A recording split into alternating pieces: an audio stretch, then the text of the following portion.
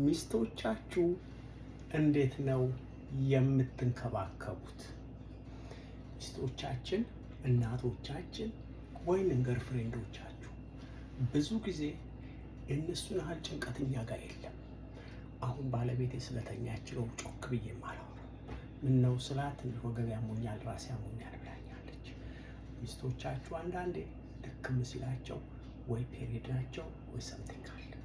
እንደዛ በሚሆን ሰዓት ምንድን ነው የምታረጉላቸው? አሁን የማሳያችሁት ነገር ተረዱ። ለምን ብትሉ ባለቤቶቻችን ፔሪድ በሚሆኑ ሰዓት በሚወልዱ ሰዓት ብዙ ደም ይፈሳል አይደል? ያቺን ነገር ለራሳቸው ደስ እንዲላቸው ሚስቶቻችሁ ሁሌ ፍሬሽ ሆነው ወጣት መስለው የሚኖሩት እንዲህ አይነት ነገር በወር አንድ ቀን ስሩላቸው። እነሱም ባይሰሩት እናንተ ስሩ። ይሄ ምንድን ነው? ፓፓያ። እዚህ ጋር ምን አለ? ቀይ ስር፣ አቮካዶ፣ ማንጎ፣ አፕል። ይሄ ራሱ ፓፓያ ነው። አንድ ሙሉ ፓፓያ ግማሹ ነው። ምን እናደርገዋለን? በደንብ ተከታተሉ። ጋብለስ አሜሪካ፣ ጋብለስ ኢትዮጵያ። እዚህ ጋር ይሄን ውሃ አደርገዋለሁ እንደዚህ። ከዛ ይሄንን እንዲሁ እንዳለ እንዲህ ሰብስቤ እንዲቀጠዋለሁ። እንዲገባል።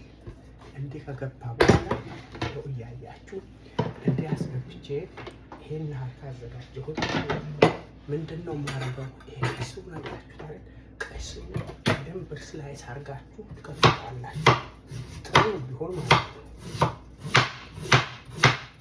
እንዲህ አድርገን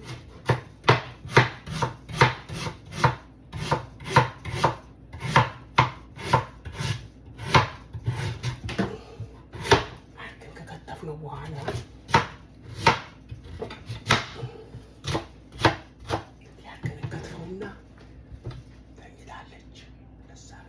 እንደምሰራ አላውቅም። ይሄንን ጨምረዋለን እዚህ ውስጥ መልሰን ማለት ነው። ቀይ ስር ነው።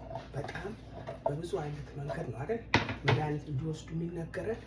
ከዛ እናደርገዋለን እዚሁ ጋር እንዲሁ እንዳለ እዚሁ ላይ ከደን አድርገን ነው ማረክ እንጀምራለን። መፍጨት እንጀምራለን ማለት ነው። እዚሁ ሰካውና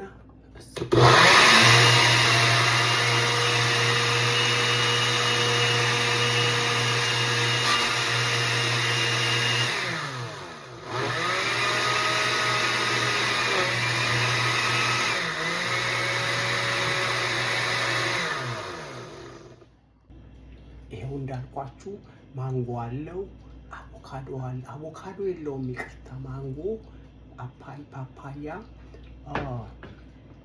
ቀይ ስር፣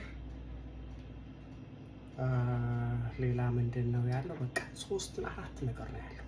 በጣም ጠቃሚ ነው ለነሱ ነው።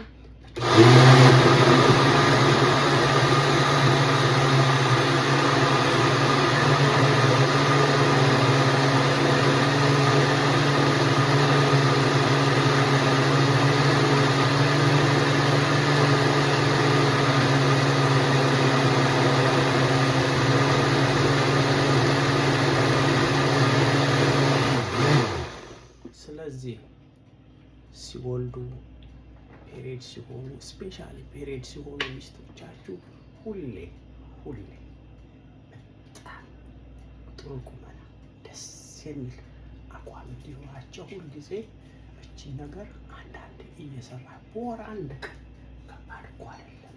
በወር አንድ ቀን እቺን እየሰራችሁ አጠጥቷቸው። እውነቴን ነው የምላችሁ ከእነሱ የበለጠ ማንም የተጨረሰው የለም። አያችሁት ምን እንደሚመስል? የተቀመሰው ሰው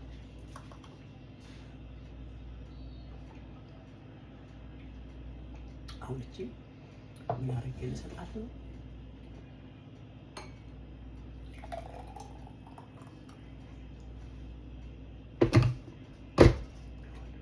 ያውላችሁ እቺ አድርጌ ስትነሳ ፍሪጅ ውስጥ አረገውና ስትነሳ